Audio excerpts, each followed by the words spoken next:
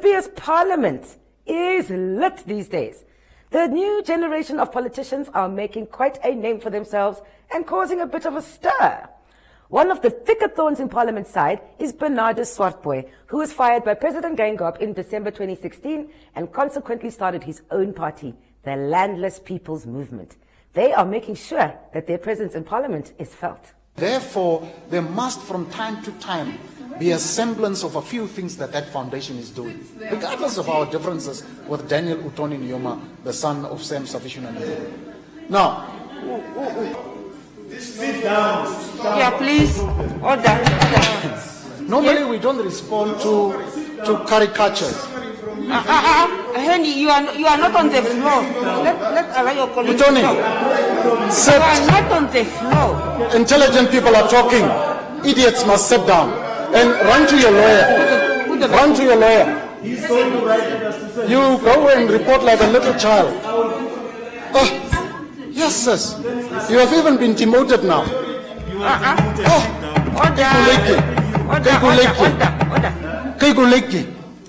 Is that all? Can I speak? Yes, please. Proceed. Fed up of what? You are fed already. Yeah. May I proceed, please? Yes. Yes.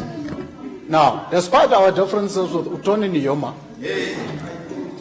hey, for we say hey. You idiot, for we say hey. For we say hey. Shut up and sit, man.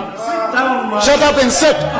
Because now you look, you have a better suit, you want people to see. No, you are even demoted like a dog. Sit. Keep quiet. Order. Keep quiet. You are a disgrace to your father. Sit. Shut up. Swartboy. Sit. Please. Sit. You inferior boy. Can't manage anything. Shut up. You can common sense. I have distance. There is sufficient. You may recall that long before the so-called fish road expose, you may recall that long before the so-called fish road expose, during the February 2018, I requested several cabinet ministers to respond to allegations of corruption Let's have order, please. leveled against them. 4 billion that could have gone to corruption. 4 billion. That's action. That's action. No. We launched investigation. Order. No. We need order. We cannot continue. No. We cannot continue with it.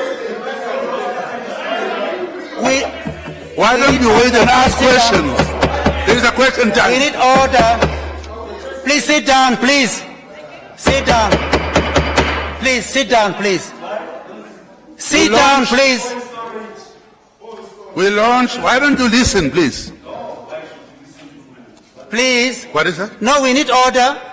If you don't want to listen, then I think you should allow those who like to listen to listen. You know, I'm older than your mother.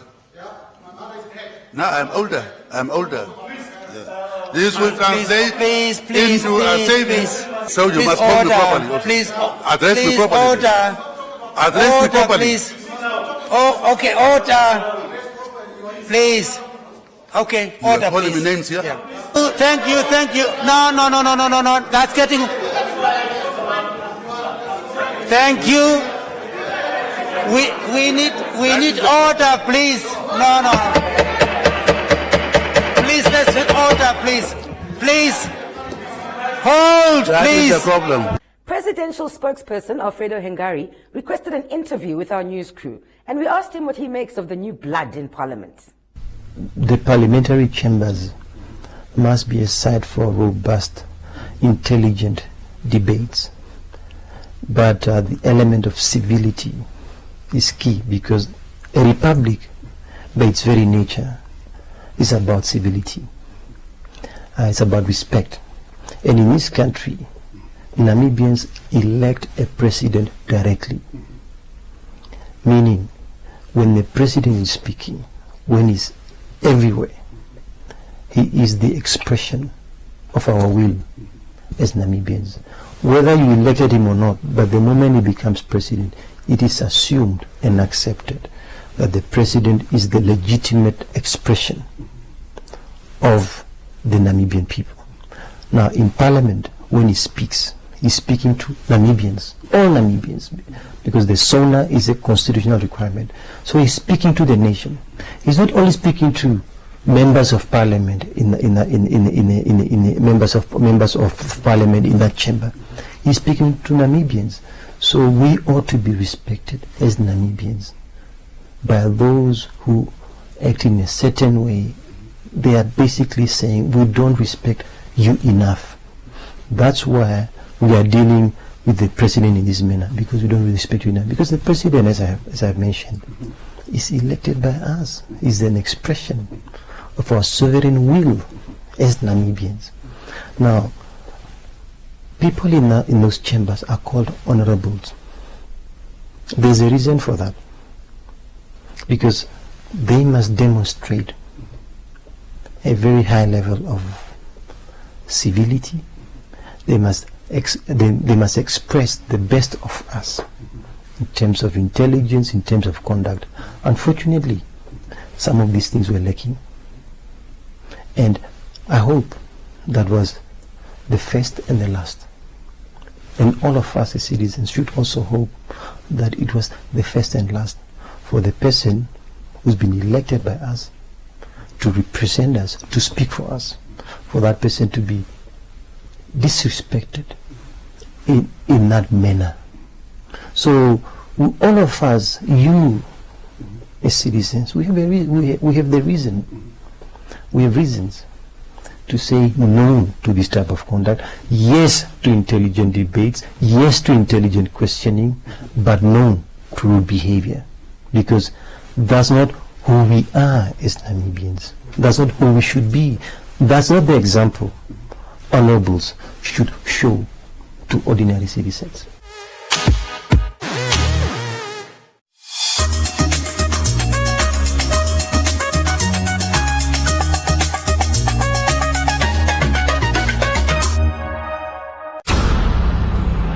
Wow, what a run! Min Son from inside his own half has scored! Staggering! Just staggering! Drama from day one! Messi tries a shot! Leo Messi celebrates it! This is the league we want to watch! Where does football go from here? Live sport is coming back. Reconnect to DSTV and get an upgrade on us.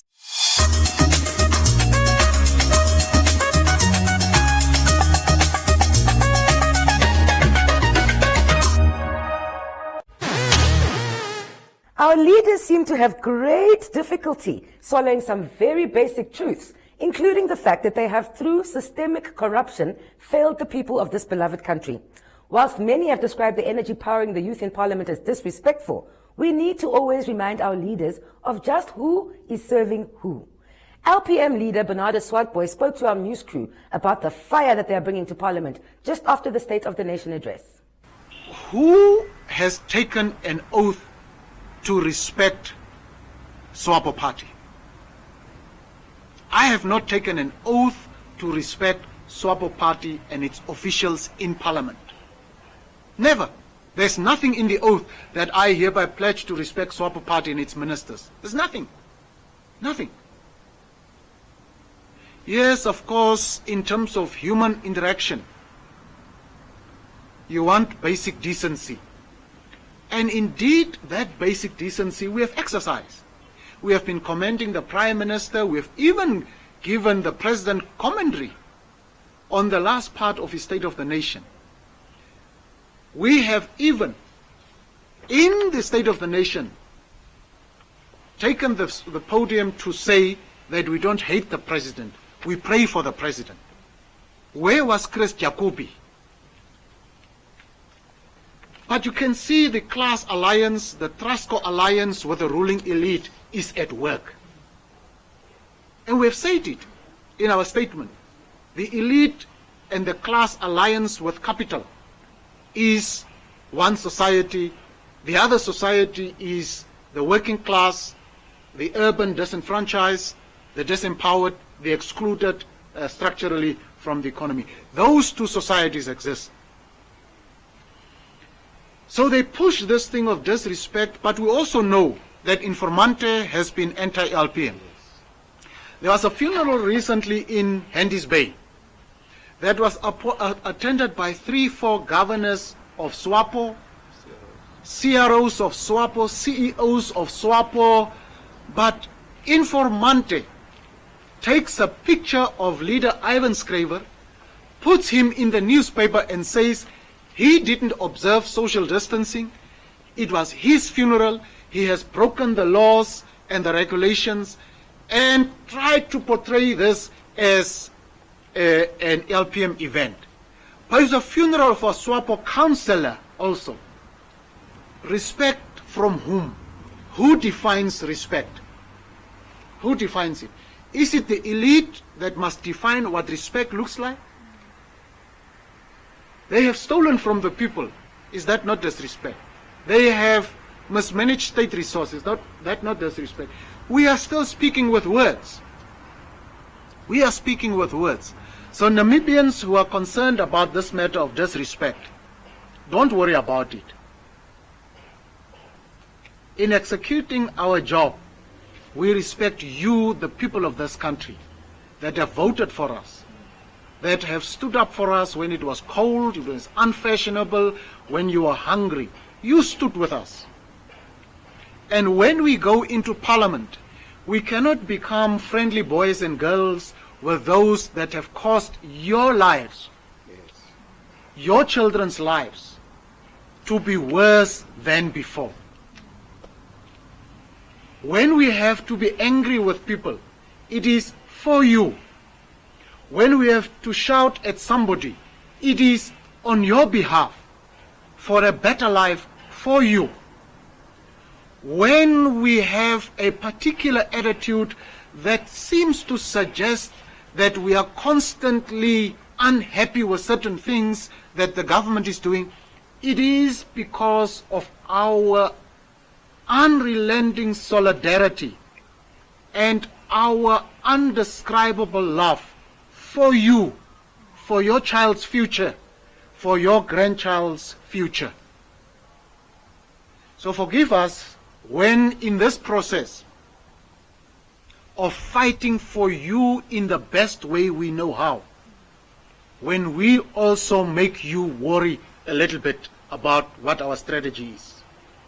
Our strategy is to be robust, to be direct, to be as clear as possible on the issues that affect you.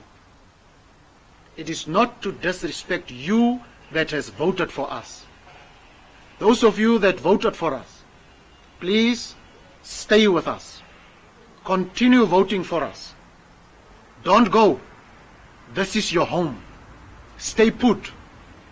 All things that happen are meant to happen.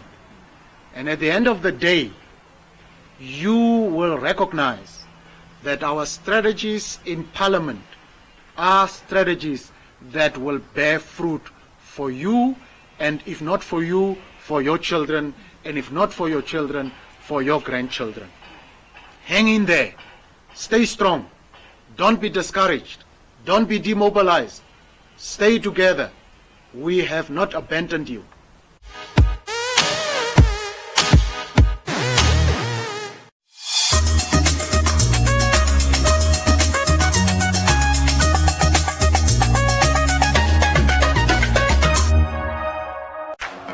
Take it all in. Live sport is back on GoTV. It's time to wear your team colors with pride once again. Shout passionately as the biggest stars and teams take over the world stage. Lose your mind by witnessing mind-bending skills. Take it all in.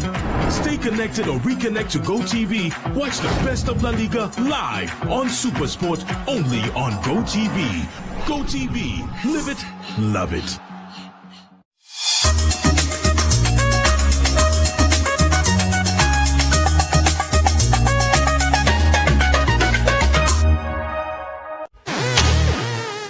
Angela Prusa's efforts to decriminalize marijuana to benefit even the least educated in our society seem to be gaining some ground.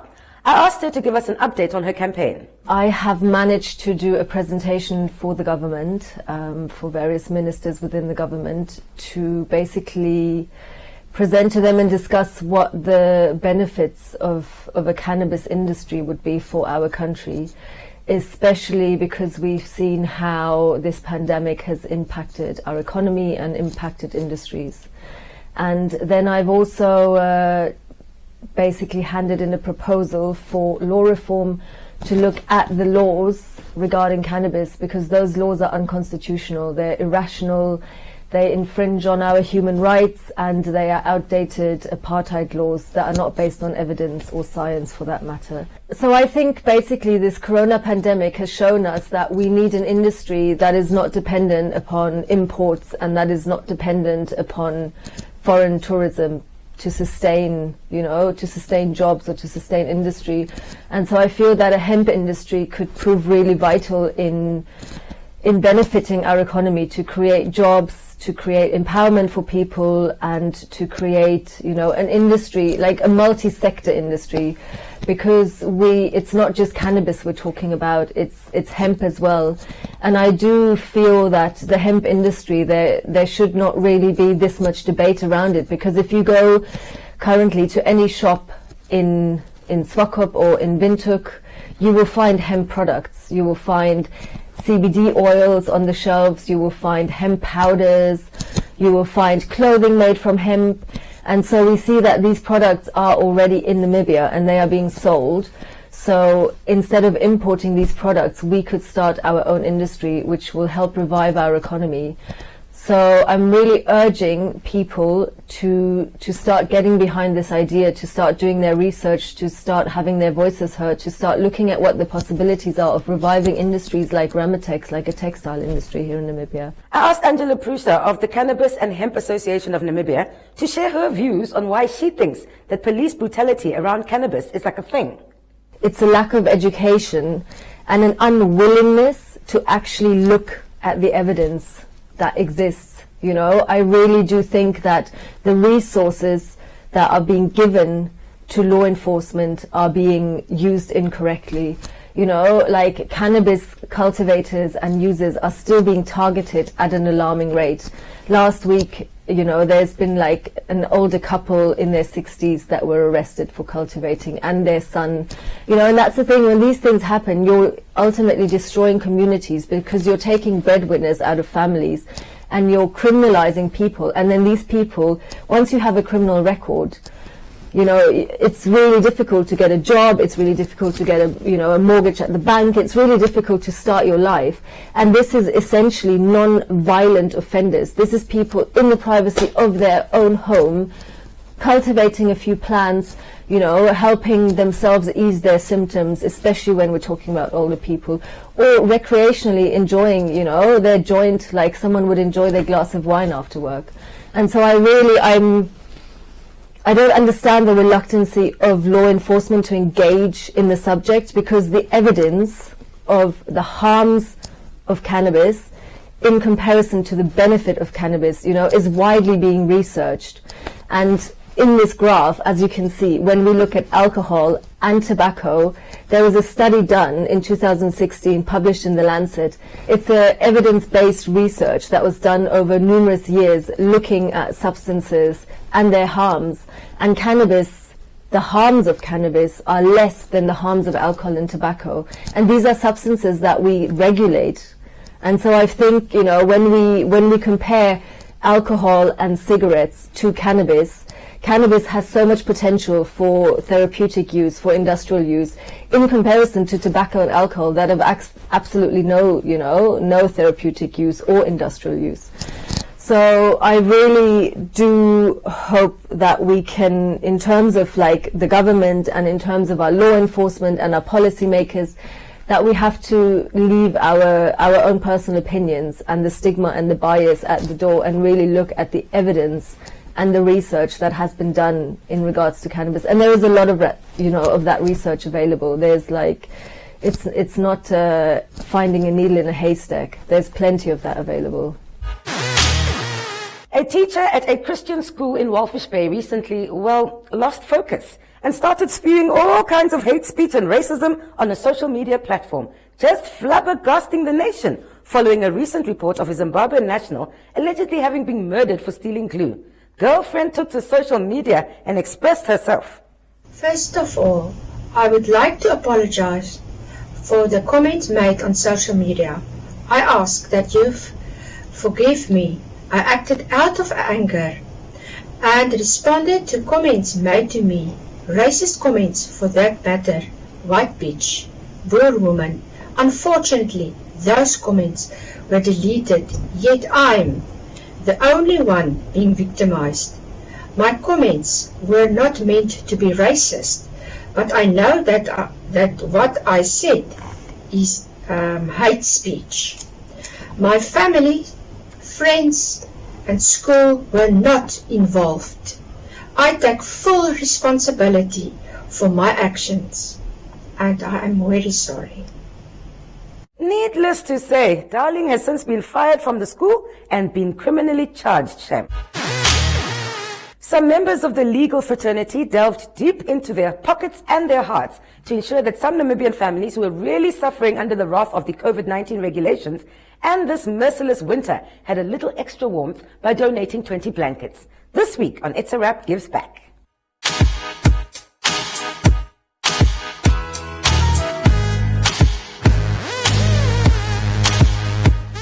Baie dankie vir hierdie kombers. Hulle is so lekker sag en die kindertjies sal baie lekker slag. Ek het niks gehad om vir hulle kombers te koop nie. Volgens COVID-19 ons kan nie gaan zoela nie, ons moet net by die huis bly. En die son kan basis soos hierdie, hulle is baie koud. Terwyl jy level gee die kombers raak nie. Die een is groot blydskap wat julle vir ons gemaak het en ek sê baie dankie. Aan die hart af. As jy bid, dan gee iemand vir jou iets. Is God wat vir jou deur iemand iets gee. Ons het ook daai komberse was ons ou gewees. Ons het daai is nou die laaste enetjie wat ons het wat daar staan. Daarna het ons al hierdie jare nie by iemand iets gekry nie. En ek is baie bly.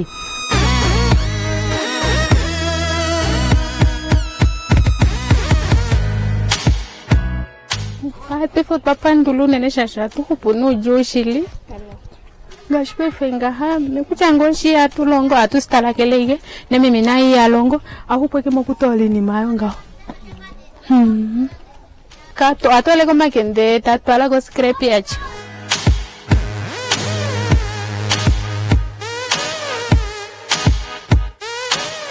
Haya manda pandula ko ikumba faita pe wasasi.